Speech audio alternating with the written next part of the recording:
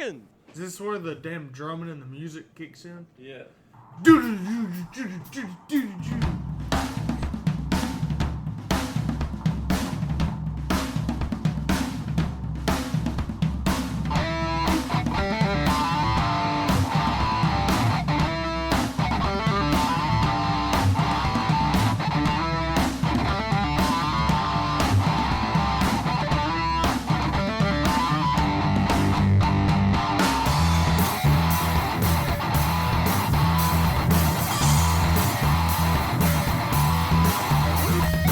What is going on, everybody? Hello, and welcome to another episode of On the Pipe Podcast. I'm your host, as always, Tyler Shepardson, and today is Tuesday, May the 31st, 2022. It is the day after Memorial Day, and we have a jam-packed episode full of results, full of all sorts of stuff happening in the off-road world. And that means it's just in time for OTP's weekend review. So thank you for joining me. Thank you for being here. Thank you for choosing to listen to On the Pipe Podcast. It means a lot to me. So we're coming at you a day later than what we usually do. We usually do these weekend review shows on Monday. Yesterday, as everyone is well aware, it was Memorial Day. So we went ahead and took the day off, went out, had a little bit of unwinding time after being at full gas all weekend. So I hope you were able to do something to, it's not, I wouldn't say Memorial Day is a celebration. It's more of a respect and a remembering. So all the military men and women that have lost their lives over the time, that is what we like to recognize on Memorial Day. So I know a lot of people see it as just lakes and grilling and having fun and all that stuff, but the true meaning behind it is for those military men and women who have given the ultimate sacrifice for your freedom, my freedom, and this entire country as a whole. And especially when you look at things going on over in Russia and Ukraine and that kind of thing, it really puts into perspective what these military men and women are risking their lives for. So yeah, it was an honor to remember those fallen heroes. And when you see a veteran out in public, thank them for their service. And especially, so working at Full Gas and being with the Full Gas Reloaded crew, these new guys, we've talked about it on the show before. Every single one of them dudes, let me make sure, I'm pretty sure every single one of them dudes are current or former special ops people in the military. And it is absolutely insane. And just hearing their stories and knowing what they've been through and that they come out and enjoy the same thing we do on the weekend, I think it's really cool. So it was neat to have a Memorial Day weekend race, especially with that crew at the Full Gas event. So it's a crew of assassins. I just want to let y'all know that every single one of them dudes are assassins. They're all special ops dudes, and I don't know. So hearing some of them stories is really cool. So yeah. Anyway, getting off on a tangent already, and we're not even 3 minutes into the show. Happy Memorial Day, everybody. And thank you for joining me for On the Pipe Podcast. As I mentioned, there's a lot of stuff going on, a lot of stuff that we have to get to, a lot of results that we have to get to. And we wouldn't be able to do this without the helps of our good friends that help support the show. First of all, as everyone is well aware of, Beta Motorcycles is the official manufacturer of On the Pipe Podcast. Beta Motorcycles has been family-owned and operated since 1905. They manufacture the finest enduro, trials, and dual sport motorcycles that are known for their premium quality and rideability. Beta Motorcycles are the best-looking bikes on the market, and they back it up with their superior performance. Head on over to betausa.com for more information on their available models or to find a dealer near you to get yours today. What an awesome weekend for Beta. Beta Motorcycles had a very good weekend. We're going to talk about that more in depth, but a little spoiler alert, reigning, defending 2021 National Hare and Hound champion Joe Wasson, he goes out and gets a win on his factory Beta motorcycle. And then, as we just mentioned, at the Full Gas, grabbing the overall win. It was the first ever two-stroke to win an overall at a Full Gas Sprint Enduro. Evan Smith on the factory Beta team out here on the East Coast grabs the overall win. So a couple big highlights for Beta over the weekend. I got my Beta stuck in a big old mud pile and covered myself in mud because I was trying to ride in skateboarding shoes. But we got out because of that they say rideability. That thing's also got tractor ability. I don't know if that is a word, but them things can climb a brick wall. Just the torque, you just give it a little up and out, wherever you're at. I swear, it could climb a brick wall. But we're going to get into those results here in a minute. This episode is also brought to you in part by Zach Tussle at Raymond James Financial. Zach is a racer and a financial advisor that helps his clients win when it comes to retirement and financial planning. If you or someone you know wants to save and invest for their future or is already retired and needs advice for income during retirement, Zach Tussle is always my first recommendation. Find out more by Googling Zach Tussle or on their website at financialadvisorsnc.com. We've talked about this several times before. The best time to start investing was yesterday. The next best time is right now. So reach out to Zach. Let him know how he can help you out. I know what you're thinking. You don't have to be a millionaire already. And the younger you are, the better it is. The more advantageous it is for you to get started. So, all you people, all you fellas, all you ladies, all you people that are out here racing, hit up Zach and figure out how you can plan for your financial future. He'll be more than happy to help you out. And he is the trusted financial advisor amongst a ton of racers. I'm told I'm not allowed to say the names of racers, but they're being represented. So reach out to Zach Tussle. Find him on socials or at their website, financialadvisorsdenvernc.com. And as always, our buddies over at Armored Graphics. Armored Graphics been with us since the very beginning. They great group of guys, great group of people over there at Armored Graphics. So next time you are in the market for your graphics, check them out, armoredgraphics.com or on the socials at Armored Graphics. And speaking of Armored Graphic, well, when you're on the website, make sure you use promo code OTP20. That's going to save you 20% off of your graphics just for being a listener of this show. Simple as that. You listen to the show, you get 20% off. 20% off of a graphics kit. Pretty good money. Pretty good savings. This past weekend, want to give a quick shout out. Tyler Shields, he ran a full-on OTP kit at the full Gas Sprint Enduro and ended up being the top B rider overall on the day. I'm not saying that it was directly because he had OTP on his shrouds, but you can't really pinpoint say that it wasn't because of that. You know what I mean? So shout out Tyler. That was a cool, really cool looking bike and a really good ride by Tyler Shields. So it was cool to see them and awesome to see that bike in person. So it was quite the sight to see, and even better that he put it in the middle of the podium in the Lights B class and the top B rider overall. But with that out of the way, we have a packed show coming at you. There's a lot of races that went on over the weekend. This coming weekend, of course, we have the Mason-Dixon GNCC up right in between Pennsylvania and West Virginia. I think the property actually borders both of those states. So that's going to be a good one. That's also the border of the Mason-Dixon line. That's why it's the Mason-Dixon GNCC. You know what I mean? Makes sense, right, when you say it that way. But this past weekend, we had the full gas sprint. We had the full gas sprint enduro, which we're going to talk about here in a moment. We had the U.S. sprint enduro that had a couple championships get wrapped up. We had a JDay happen. We had a WORCS race happen. We had a national Hare and Hound happen.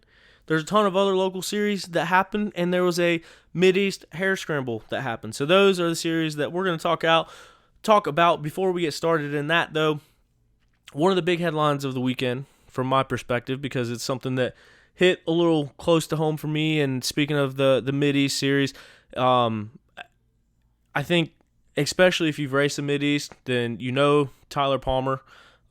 He's a good friend of the show. He's a good friend of a lot of the locals around here. He's a adopted Aussie with the whole Aussie posse, and he had a little bit of a mishap on Sunday. So I don't know if you saw the videos. They're out there. If you it was a scary situation, and the full story from everything that I gather is another one of our buddies, Andrew Coffey, was actually running the pit stop for Tyler Palmer. They came in, put the dump can in. I guess at some point during this exchange, Tyler's bike had turned off. But anyway, when the dump can got pulled out, the dry brake or the probe on the can stuck open. So it kind of covered the entire bike and covered Tyler in gasoline. And then since his bike was dead, as soon as he went to go start it, hit the electric starter button. And on these modern bikes, I mean, there is electrical cords everywhere. Everything is electric. There's cords running everywhere. There's no telling where spark can arc out to or where spark is coming from. Long story short, the bike, Tyler himself, covered in gasoline, goes to start the bike. Somehow, somewhere, a spark ignites the entire thing. Tyler's entire bike and himself catch on fire, and that's what you can see in the video. And then people working tirelessly to try to put the fire out. Ended up getting the fire out, but Tyler did walk away with some significant burns to the top of his legs. He spent the day in the hospital. I think he was supposed to get out today, and today is Tuesday, so he's been in the hospital for 2.5 days. So from everything I know, he was supposed to get out. I didn't check with him for an update, see if he got out, but I did speak with him after the incident, and just wanted to start things off by offering our T's and P's to Tyler Palmer.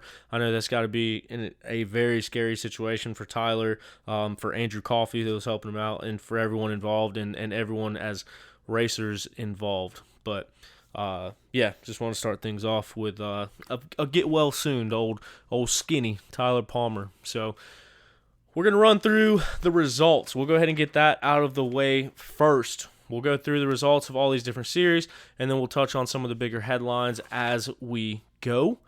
We'll start things off at Full Gas.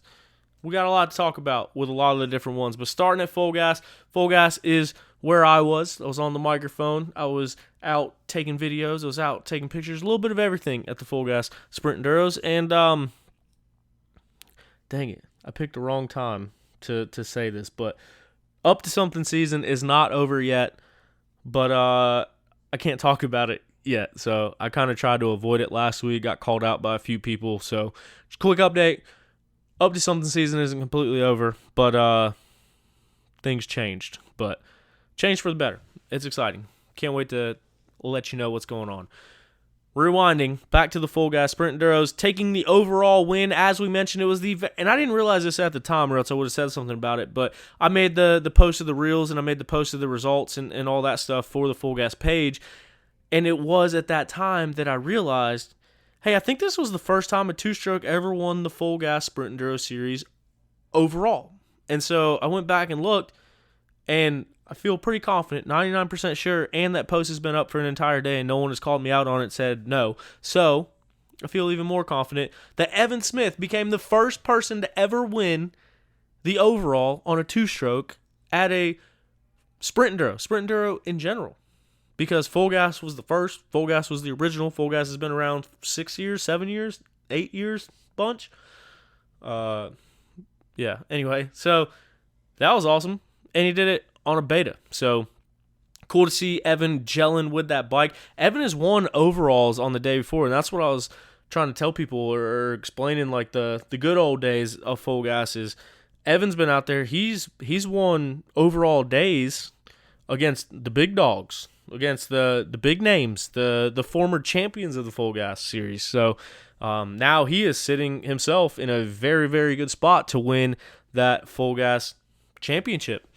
So congratulations to Evan Smith on grabbing the win there, putting that beta on top right in the center of the podium. The second place rider overall on the day was Ben Nelko, and then Rui Barbosa. Rui Barbosa joined us out there for some racing over the weekend, and he ends up in third place on the overall, second place in the XC1 Pro Class. So that is how the Pro Class shook up. Rui Barbosa, as I mentioned, he came out. He was racing on that Honda. He won every cross test. So Rui Barbosa is the new cross test killer. So he goes out there, wins all 5 cross tests, which is pretty dang impressive when you look at the way that cross test was laid out and the way it all went out there. Rui Barbosa was out there sending it. Now, I did feel bad. I felt bad for Rui, and this might have changed his whole weekend and changed his whole day. His e-bike that he had ended up breaking, and so he didn't get to see the Enduro test at all. And the Enduro test got changed a couple times because of just the conditions and what we had to work with on Saturday. And so there was tape going all sorts of different directions. We had the kids loop, and then we had the original loop, and then we had to change that because basically a spring let loose and flooded an area. So the Full Gas crew really did a great job with adapting and overcoming and getting through that situation, but it does think that Rui Barbosa wasn't able to see any of those woods tests, so he was basically learning it as he went throughout the day. Like I said, when you're talking about these sprint enduros, you're riding on the edge and every little second counts, so that definitely played a big role in it. But I wish I had my e-bike there. I would have told him to go trash that thing so he could go see the track. But to go out there and win all the cross tests, that was pretty sick. We look at our Pro 2 class. Ben Nelko remains perfect on the season on that Steel City Men's Clinic Honda. He's going out there putting the steel back in his life. And if you haven't looked up the Steel City Men's Clinic, I suggest giving them a quick Google or check out their website and see what they do for riders and see how they can help. And it's really cool how much support that they're putting into the off-road community. If you follow them on Instagram, Steel City Men's Clinic, they're posting all of their racers throughout the weekend.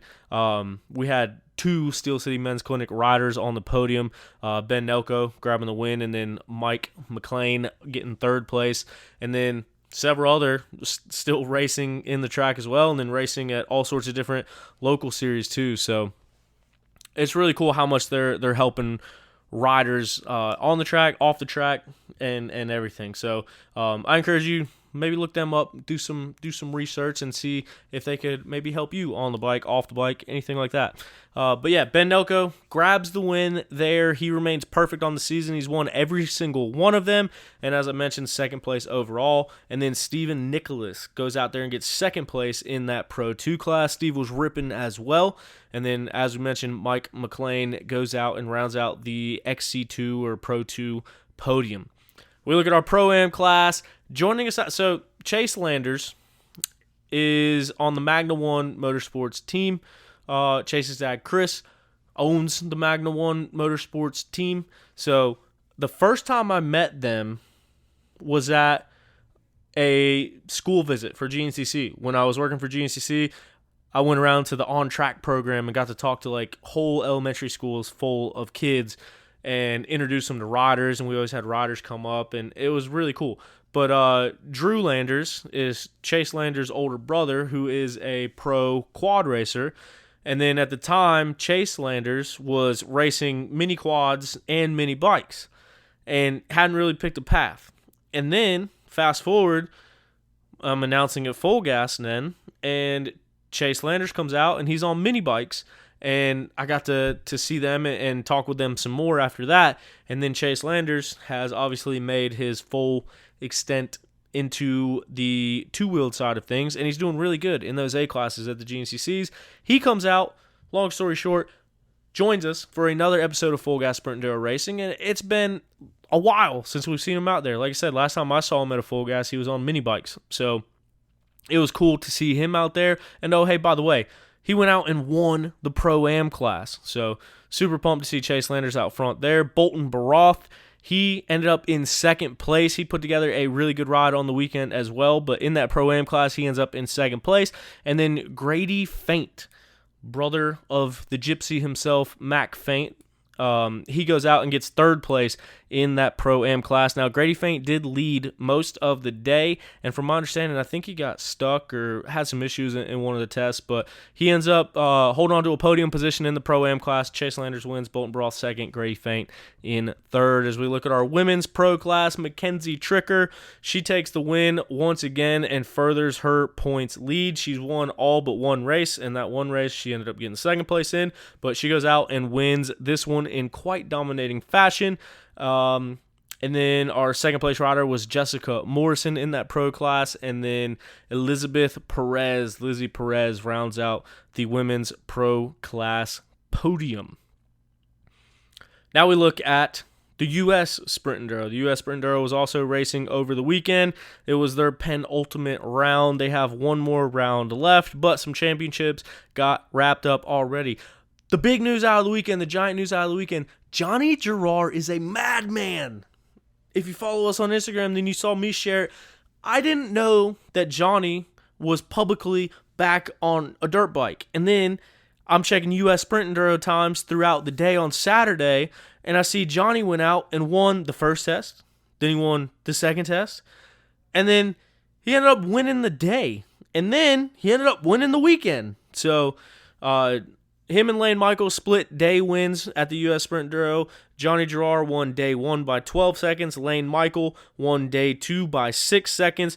Average those together, 12, bigger than 6. Johnny G gets the win on the weekend over Lane Michael and Liam Draper, who round out the rest of the podium in his first race back from breaking his pelvis.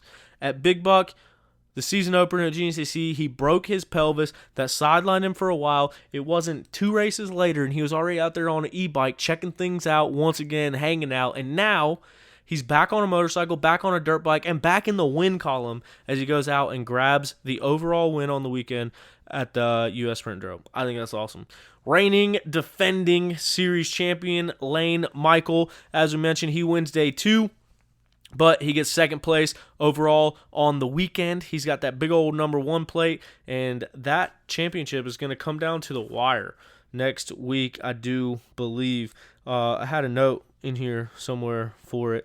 Oh, okay, so Lane Michael has 363 points, and Josh Toth, like both, has 356 points. So going into the final round over there, the championship is absolutely up for grabs, especially...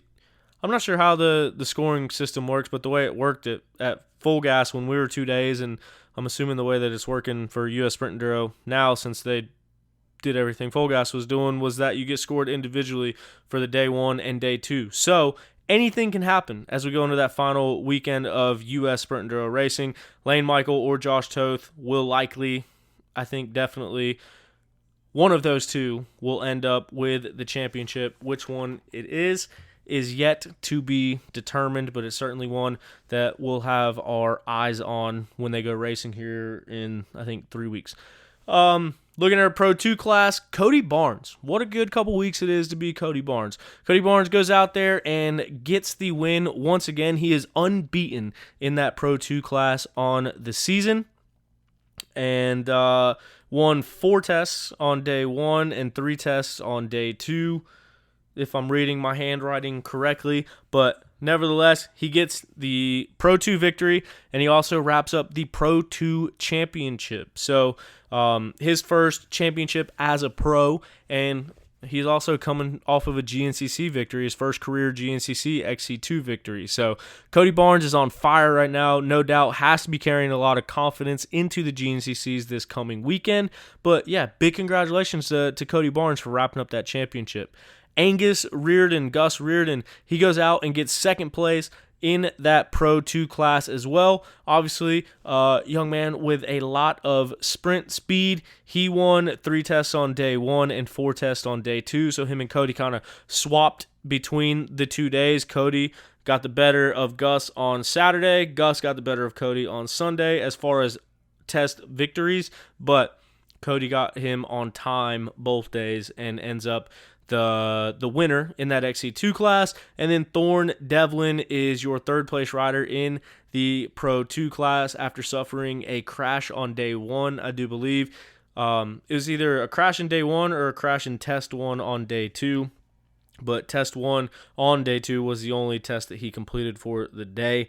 So he might have just went out there a little bit banged up to salvage some points for the day.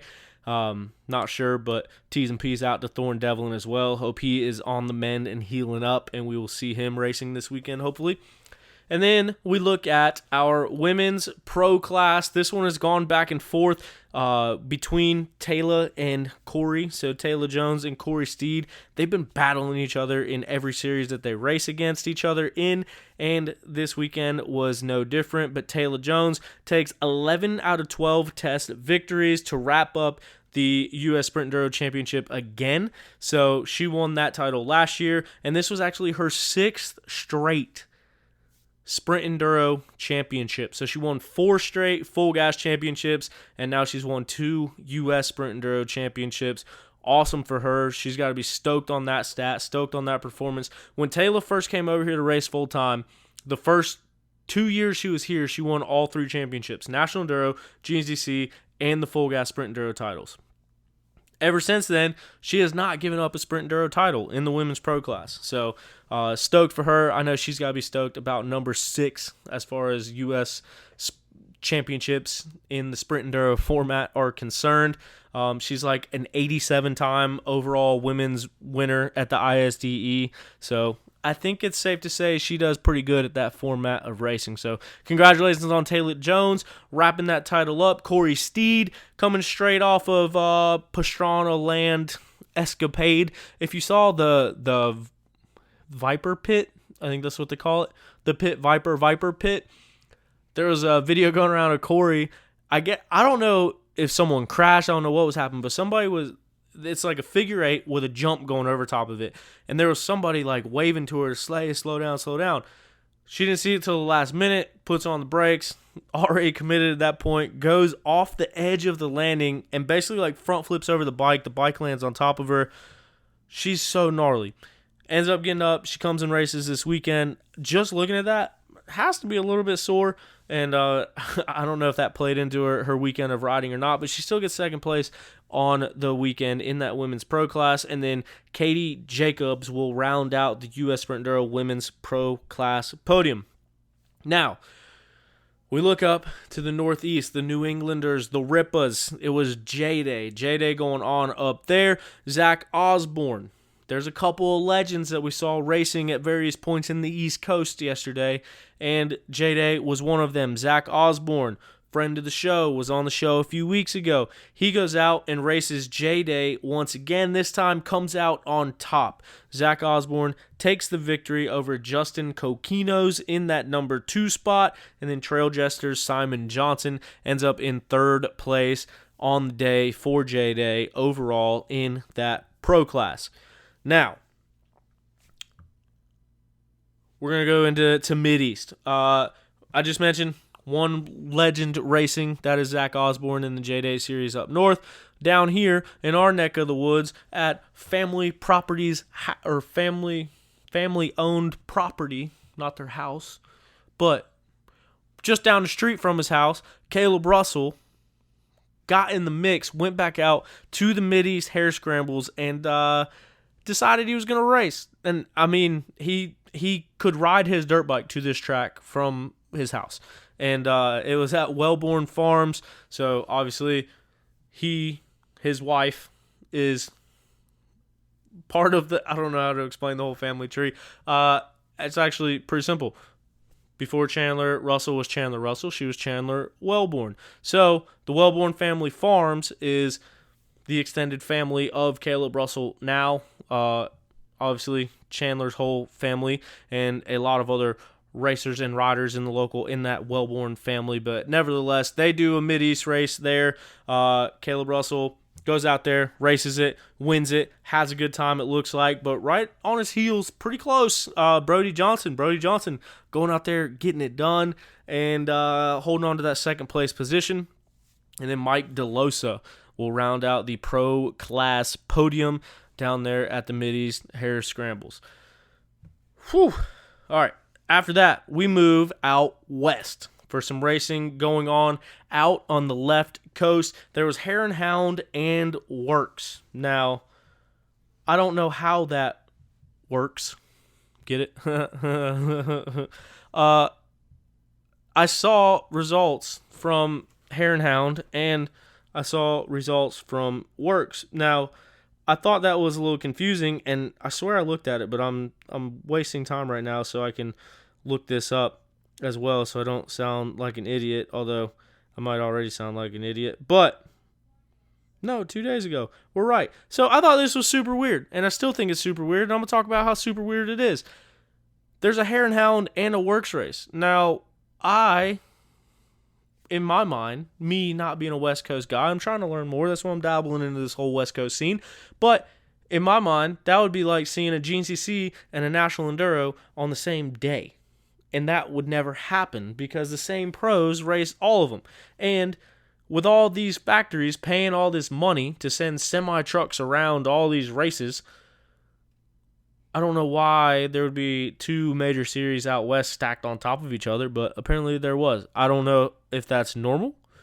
I don't know if, like, one's a rain date. I guess I should have researched into that more, but I thought it was crazy that there was a Hare and Hound and a WORCS on the same day. I know WORCS is an AMA, but even still, like, from my knowledge, there's 3 major series out on the West Coast: Hare and Hound, WORCS, and the NGPCs. So it seems like they would kind of work together with the major series, but I mean, I don't know. Anyway, nevertheless, we'll start things off at Hare and Hound. So taking the win at Hare and Hound, as we mentioned earlier at the beginning of the program, it was Liqui-Moly Factory Beta rider Joe Wasson, who is the reigning and defending Hare and Hound champion, that goes out there and grabs the win, moves into second place in the points as they head in to their break before they go back racing for that championship once again. So Joe Wasson grabs the win, puts himself in second in points. Taking home second place at the Hare and Hound, it was Dalton Shirey getting it done. And then in third place was Zane Roberts. As we look to the 250 class, taking the Hare and Hound win, it was Carter Klein going out there and getting it done. Clayton Roberts is your second place rider, and then Otto Pearson grabbing his first career 250 pro class podium in that third place spot. Our women's class, it was won by Rachel Stout. 12 minutes Rachel won that race by over Brittany Gallegos, and then Ava Silvestri will round out your women's pro class podium. So that's the way that Hare and Hound's results shook up. As we look down to WORCS now, Dante Oliveira continues to be on fire. Hopefully we can talk to Dante on a show coming up. Hopefully we can talk to him and maybe his brother Mateo as well. I don't know. We'll see. Hopefully we can get him on. Because I need to learn more about this West Coast stuff. But yeah, Dante Oliveira goes out there, takes the WORCS victory, and then it looks like I can't read my own handwriting. This is pretty unfortunate. Excuse me for the awkward silence as I look through this to see this written in plain text and not my handwriting. Dare Demartile. Demarital. Demarital. Dang it. I thought I had all these names down. I don't. Anyway, Dare goes out and gets second place. Maybe I'll get another message from the KTM marketing people about how to pronounce people's name. Although, I don't think he's a KTM rider. You get the point. See, this is why I don't dabble in the West Coast. Now I look like an idiot. But anyway, Dare Demarital is what I'm going with. Gets second place. Hard-earned, well-deserved in that second place spot. And then Tyler Lynn is going to round out the WORCS Pro Class podium.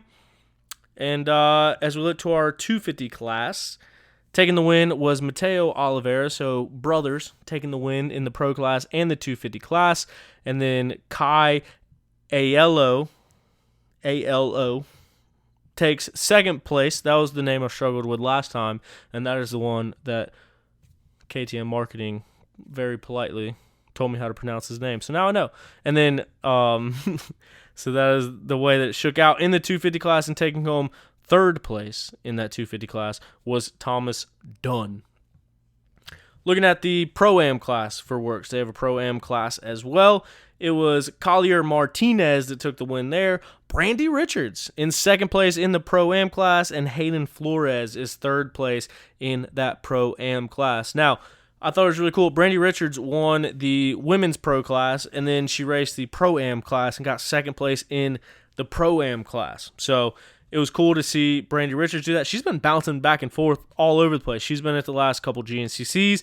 I believe she's going to be racing at the GNCC this coming weekend, but she was out there battling against the boys, taking home second place in the Pro-Am class.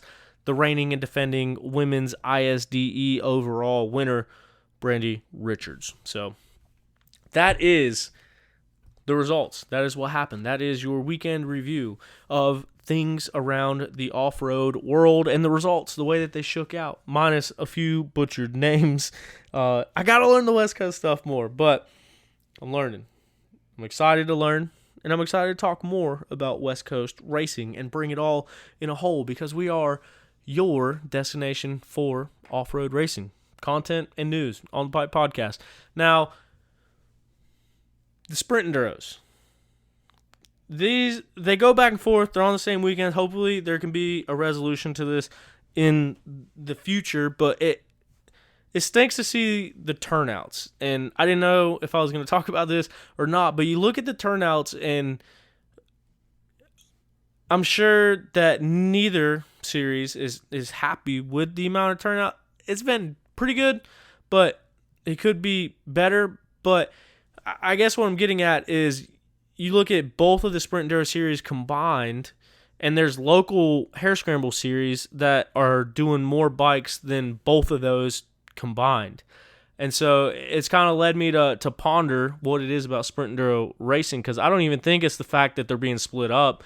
I think it's just Sprint Enduro in general. Even when there was one Sprint Enduro series going on, the Full Gas Sprint Enduro series, it's still like there were still local races that were pulling more riders. So just an interesting thing that I was kind of looking at as we were going through races throughout the country. And as I mentioned, there was a lot of local series that went on.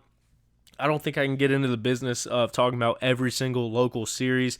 A lot of times if there's something notable that happens or a notable name that goes out to a one-off one, I try to cover that. But there's a million of them, and a lot of them are not very good at posting results or keeping everyone up to date. So unless you're there, it's really hard to know what happened other than reading results off a page when you can find it. But yeah, the whole Sprint Enduro thing, it's interesting because it is a very fun format, and the people that race the Sprint Enduros stick with it. You see, like, all the Full Gas people, they are either back at Full Gas or they're at US Sprint Enduro, and they love it. Like, people love that form of racing, and I don't know if it's like someone that does really good at a Hare Scramble will come out to a Sprint Enduro and get waxed. And I don't mean that like in a bad way. It just happens. Like, someone that can win a GNCC might not do well at a Sprint Enduro, and that's Pro class, that's A class, that's B class, that's C class, that's vet classes, all of that. And so I think people come out once and don't do as well as they expect to do, or get beat by somebody that they beat at GNCCs, and then they just choose not to come back because of that. But I mean, that's kind of the way the cookie crumbles. That's why when the Full Gas Sprint Enduro series started, that's why you saw the USA's ISDE success go up, is because people were learning how to race Sprint Enduros. They were learning the lines. They were learning what's fast, what's not fast.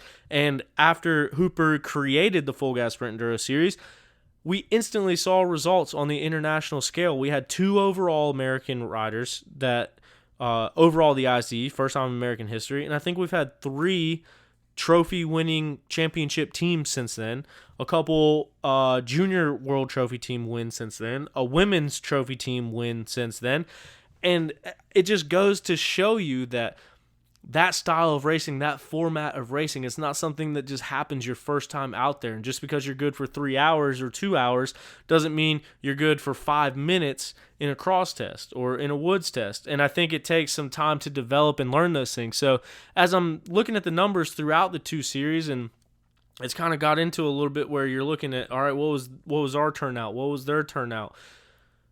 Neither one of the turnouts are as big as the local races. And so I'm not sure if that's the case. Or maybe someone tried one 3 years ago and they didn't like it for whatever reason, so they don't come back and try another one. But I don't know. It's just a weird thing because it is a very fun format. It didn't really suit my riding style, but like I said, I only did a couple of them before I started working at them, and now I ride all the tracks at all of them, and I've ridden all the tracks at all the Full Gases for the past several years, and they're really fun. They're a lot of fun, but to get competitive, I think you just have to keep doing it and keep trying. And I tell people all the time, if you're riding the main line at a Sprint Enduro, you're most likely not winning your class. If you go look at some GoPro footage, Enduro WORCS, they're putting out a ton of GoPro footage. There's some Full Gas GoPro footages as well, but even some old ones back in the day from Stu Baylor, Caleb Russell, Josh Strang, Ryan Sipes.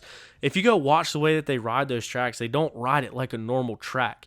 And when you look at the ruts that develop through a lot of the amateur classes where you start out wide and you cut in right at the apex of the turn, then you drift back out wide when you're coming out of the turn, you're on the brakes, you're going slower, and then it takes longer to get back under acceleration on your way out. You look at those guys, and they're like basically blowing past the turn and then cutting in late. So then they're hugging the inside of the turn on the way out, which sets them up for the next turn.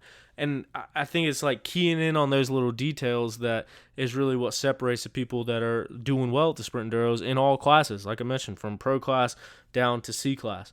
And so, I don't know.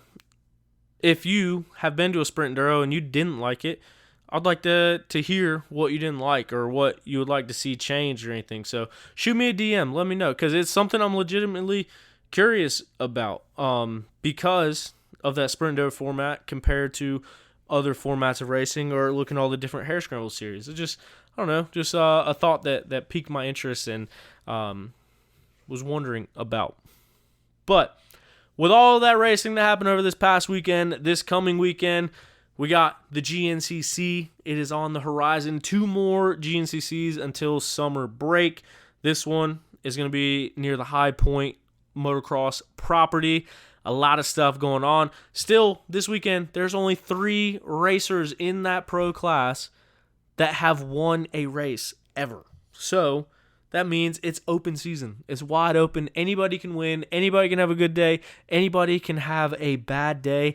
But no matter what, heading to the line in all of the pro classes, in all of the afternoon race, Josh Strang has won 24, 25 races now.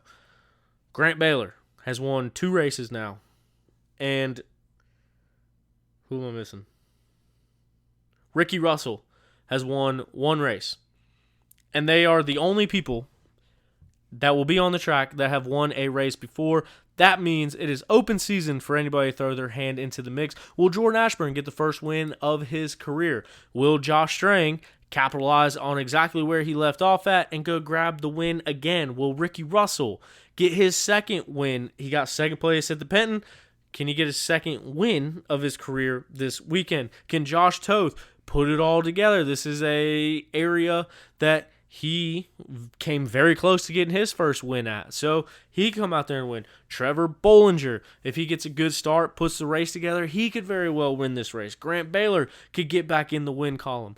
There is so many different things. Lane Michael has the speed to win every race that he goes to. Can he put it together and get his first career win? Can Craig DeLong get his first career win? Can we see the first ever XC2 overall win from the second row? I imagine Johnny Gerard's going to be out there this weekend. I don't know.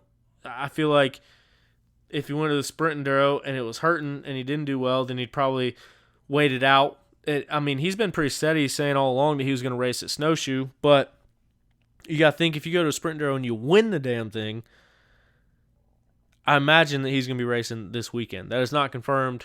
That is purely speculation, but could he go out there and win a GNCC? Could he go out there and win a 3-hour after being off the bike for that long? Could Lyndon Snodgrass and Mike Wachowski push each other back and forth? They're in the midst of that championship battle. Can they push each other to the point where maybe they're in the mix for an overall win themselves? There's so many different things that can happen this weekend, and it kind of makes it exciting, and it brings the racing back out of it, and brings the competitiveness back out of it, and it brings a spectacle for you, me, and every other person viewing the race. So definitely one to look out for this coming weekend. I will be there myself, trying to put boots on the ground and be able to report on what is going on out there. Also, one thing that I meant to mention last week when we did the show talking about the Penton GNCC, Nick DeFeo is perfect on the season. He has won every single youth race so far, which it seems like in recent memory we've seen the youth rider, whoever's winning the youth riders at the time, we see them kind of dominate their way through it.